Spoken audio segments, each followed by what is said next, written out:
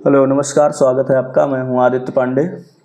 आज आपको बताने जा रहे हैं कि अगर आप समूह लोन लेते हैं, माइक्रो लोन, जो गांव में कई लोगों को 10 लोग या 5 लोग 3 लोगों का ग्रुप बना करके लोन दे देते हैं और बाद में होता क्या है कि आपके पास पैसा नहीं टाइम से आता है और ईएमआई नहीं देते हैं। फिर ईएमआई वाले आकर के आपके घर पे आपको प्रेशराइज करते हैं। तो आपको यहाँ पे समझने वाली बात है कि आप अगर समूह लोन लिए हैं तो पहली बात तो कोशिश करिए कि जो पैसा आप वहाँ से लिए हैं वो टाइमली, आप मंथली ईएमआई बनती है, वीकली बन जाती है, तो उसको कोशिश करते रहिए कि जल्दी से जल्दी आप पेड करते रहें, दे पाएँ।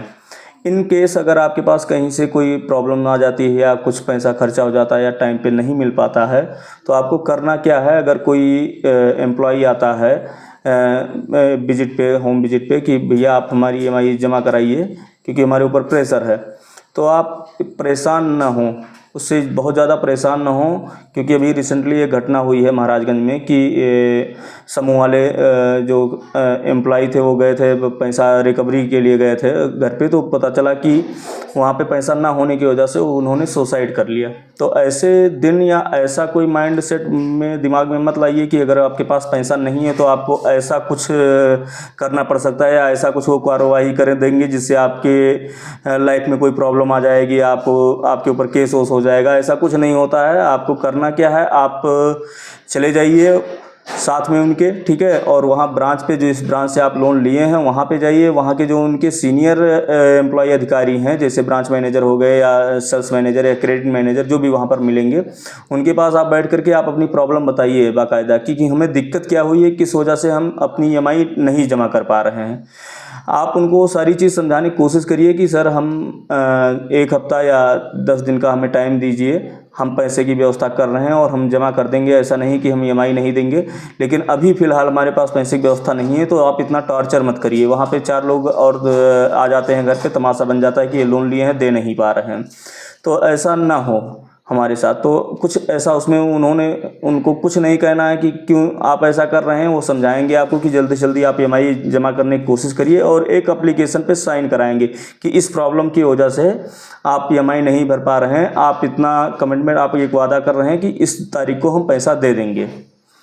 क्योंकि भाई होता क्या है, समूह लोन हो या कोई भी लोन हो, जो लोन आपको दे देते हैं या कर देते हैं, क्योंकि इसमें माइक्रो लोन में होता क्या है, सिर्फ आधार पैन कार्ड बेस पर आपको लोन मिल जाता है, जहाँ पे आपके ऊपर कोई 10 रुपये भरोसा नहीं करता है। आप किसी पड़ोसी या कोई रिश्तेदार में आप पैसा मांगने जाएंगे और अगर 2000 रुपये की ज़रूरत पड़ी तो उस टाइम पर नहीं देंगे। वहाँ पर आपको बैंक आसानी से लोन दे देता है, फिर भी आप लोग उसको लापरवाही करते हैं, उस पैसे को अलग जगह पे इन्वेस्ट ऐसे खर्चा कर देते हैं, ध्यान नहीं देते हैं और बाद में किस्त को लेकर के इतनी सारी समस्या आती है। तो इसमें आपको भी देखना है कि अगर आप बैंक से पैसा लिए हैं, कर्जा लिए हैं, तो उसको टाइमली दें, मेहनत करें, कैसे भी करें, क्योंकि उसको भरना ही भरना है। वो कोई गवर्नमेंट स्कीम के तहत लोन नहीं पाए हैं जिससे आपका वो कर्जा माफ़ हो जाएगा, उसको आपको भरना ही भरना है। तो कोशिश यही रखिए कि आप ज़्यादा से ज़्यादा कोशिश करिए कि टाइमली आप पैसा दें, क्योंकि आपका जब क्रेडिट स्कोर, अगर आप बराबर पैसा देंगे तो क्रेडिट स्कोर, सिबिल आपकी सही रहेगी और कहीं भी आवेदन करेंगे तो आसानी से आपको लोन मिल जाएगा। आपको बैंक के चक्कर नहीं लगाने पड़ेंगे, दौड़ने नहीं पड़ेंगे, क्योंकि अगर आपका सिबिल ही सब कुछ माना जाएगा इसमें, क्योंकि आपके पास प्रॉपर्टी, बिजनेस, ये सारी चीज़ तो है नहीं कि इसमें ये दिखा करके आप लोन लिए हैं। इसमें छोटा लोन शुरुआत में 30,000 से शुरू होता है और लास्ट तक 2 लाख 5 लाख तक भी मिल जाता है अगर आप सही तरीके से लोन अपना चलाएंगे तो कोशिश ये करिए कि आप टाइमली पेड करिए। और इन केस अगर आपके पास कोई प्रॉब्लम आ जाती है, बड़ी प्रॉब्लम, कोई बीमार हो जाता है या कोई और दिक्कत आ जाती है, तो आपको इतना घबराने की ज़रूरत नहीं है कि आप घबराहट के कारण आप घर लॉक कर लीजिए या घर छोड़ करके कहीं चले जाइए, हैं, दूसरों को बता करके। तो ऐसा नहीं होता है। आप उसको समझिए और उनकी भी प्रॉब्लम समझिए। जो एम्प्लॉय आते हैं वो भी कोई इतनी ज़्यादा सैलरी नहीं होती है कि वो बार बार आपके यहाँ आकर के बैठे रहें, चक्कर लगाएं। उनके ऊपर भी प्रेशर होता है कि भैया जाओ, हमें कलेक्शन चाहिए शाम तक, चाहे रात 12 बजे तक पैसा लेकर आओ। तो इसलिए आपको ये नहीं करना है कि भैया हम आज नहीं है, कल आप सुबह बैठिए, अभी हम थोड़ी देर में करा रहे हैं, फिर उसके बाद आप निकल जाइए, गायब हो जाइए। ऐसा फेक कमिटमेंट या फेक वादा, मतलब फर्जी वादा मत करिए। बताइए, जैसा जो प्रॉब्लम है वो बता दीजिए। वो नहीं समझ रहे हैं तो आप कहिए आप चलिए हम आपके साथ चल रहे हैं आपके ब्रांच पर, वहाँ पे जो आपके सीनियर अधिकारी हैं उनसे हम बात कर लेते हैं, ठीक है।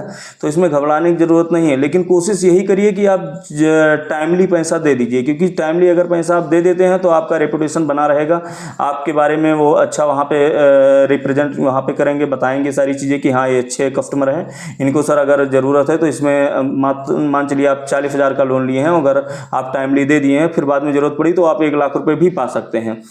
क्योंकि यहाँ पे वो आप जो बैंक से पैसा ले रहे हैं 1,00,000 रुपये, आपका महीने का ब्याज दर जो कम से कम ही पड़ता है, मान चलिए 1,00,000 का 1,200 रुपये महीना आपका ब्याज जा रहा है।